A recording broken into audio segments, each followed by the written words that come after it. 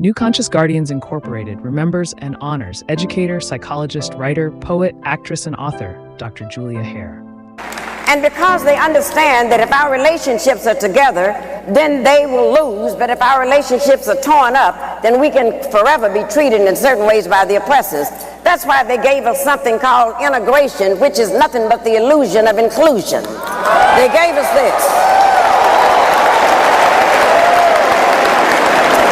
They actually gave that statement. And when they gave that statement, it meant that they could go right into your homes. They went into the black homes now, the powers that be, and told us that you cannot discipline your children anymore. And if you discipline your children, you will go into jail. It's this kind of thing they told us. Now, this is amazing that, you know, the black parents who in Africa, that was out of the question. Some social worker come in there saying you can't discipline your children, the social worker would disappear. As you all know, this kind of thing would go on. You would be sitting in a place like this, and all you had to do was act up and do something wrong, and all your mother had to do was to glance in your direction. Y'all remember that? And you remember that the glance meant, don't let me have to get up and come over there.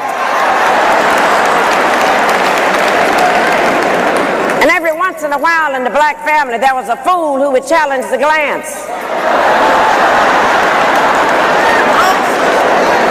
And if you could get home over the foot, over the ironing card, over whatever, you were sent to the backyard to get something off the peach tree. And if you brought something in that was too short,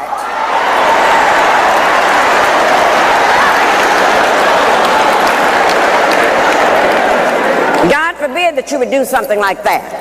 But then it got so terrible in frightening us. This is why we got to take this back, and this is the best part of our action plan, is to reclaim the minds of our children, because then they went into the public schools and took discipline out of there.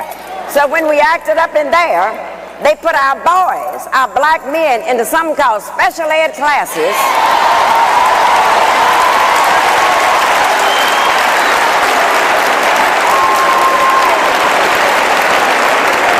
And as you know, those special ed classes are nothing but holding cells until they can go to the state prison.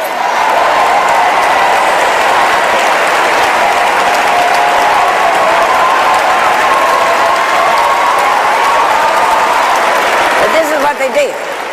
And then, the one thing that they knew, that if we can put them in prison, if we can have them convicted for a felony, then once they get out of prison, they cannot get a job because of that.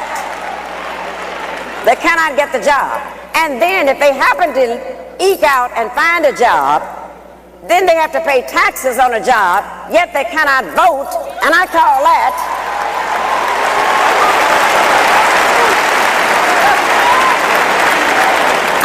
taxation without representation. That's what we're looking at.